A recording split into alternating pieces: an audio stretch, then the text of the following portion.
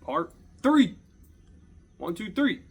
Top water season. Today we're talking walking baits. Let's start with colors. Once again, I keep it simple. So walking baits, I'm going to throw 3 colors. I'm going to throw some sort of chrome, some sort of bone, and some sort of clear. That's it. That's all I'm throwing. So this is a pencil popper, and I'll throw this on places that have, big bait. Like we throw them on Santee a lot, big gizzard shad.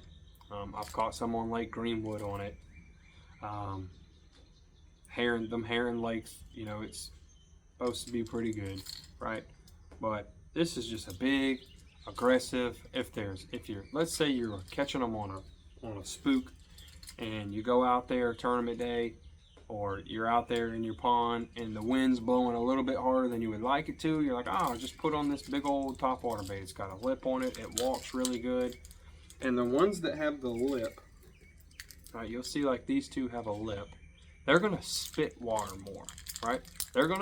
When they get turned, they're gonna take the water under this lip right here, and it's gonna spit it forward, right? And it just gives it just a little subtle. You may not ever even have noticed it, but that little lip there is just such a little subtle spit of water that can really, really get the fish to bite. I've caught a lot of fish on this bone color. You can see the marks on the side of it. You can put feathers on them. You can fish them with no feathers. I do both, just depending on the situation. You can put a bladed hook on them, makes them walk a little bit different. But man, the good thing about these things, schooling fish, can't stand them. So if you're fishing somewhere and you see some fish schooling, yes, a popper will catch them.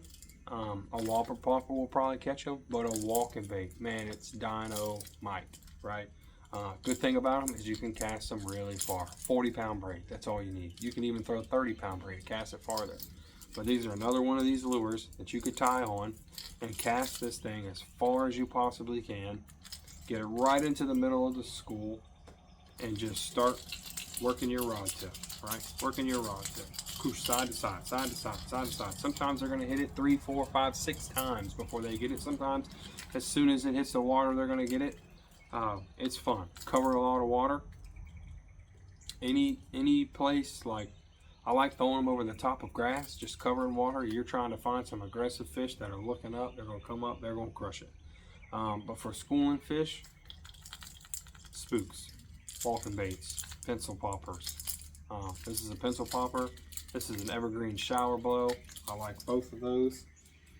And then this is just a super spook junior in clear, right? So sizes.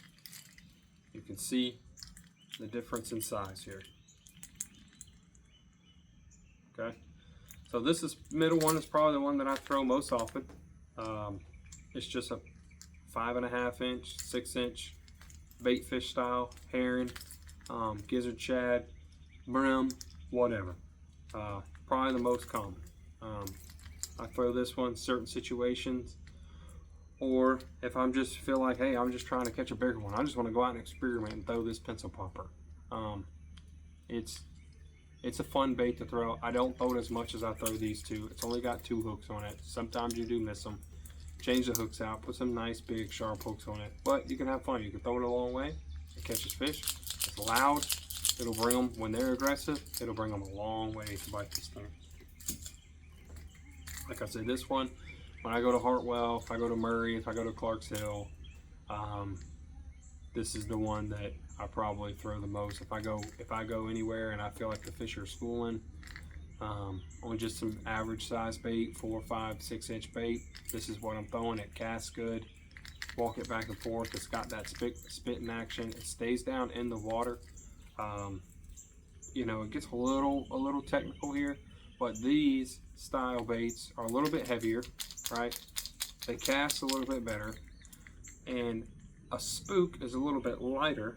Still a good bait, but sometimes it's going to take them 2 or 3 or 4 times to get the bait, so they'll knock the spook out of the water because it's so light. Now they'll knock this one out of the water too, but they'll knock the spook out of the water and it'll get it all tangled up, and it kind of ruins your cast. Now it's very minimal times that it happens, but it does happen. Where this bait, man, I bomb this thing in there, and they might hit it and miss it, and I can get it working back straight and get it back to me. And I just like it. It's got 3 hooks on it, so that's better. This one only has 2 hooks on it, but this is the junior. All right, so colors. I don't know.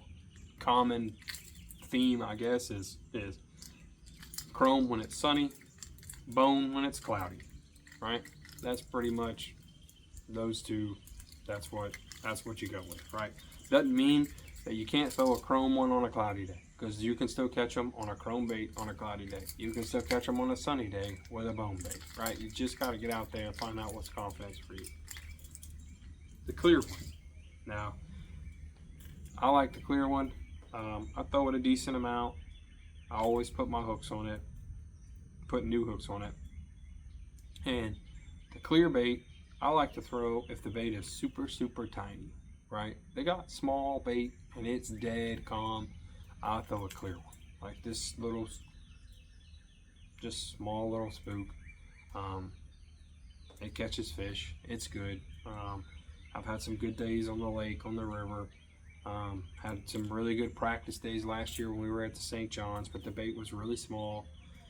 Maybe it hides the profile a little bit of it. I mean, it's still a solid little structure that they can see, bait that they can see on top of the water, so I don't know if it matters too much. It could just all be in my head.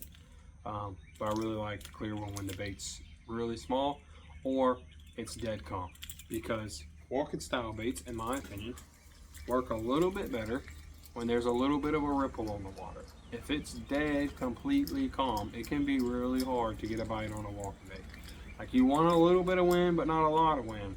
And I have caught caught bass really good. I had my best day ever on Lake Murray on a top water bait, and it was blowing 20 miles an hour. And I was throwing these baits in white caps. I mean, and they were just crushing it. But throw them out there as far as you can. 7-to-5 gear ratio, 7'2", medium heavy action rod, and you just gotta kind of practice getting the rhythm, a steady cadence back to the boat, and just let it walk. And you can walk it super fast, and you can even go slow, like that. You know, the day that I caught them really good on Greenwood on this thing, I was fishing it really slow.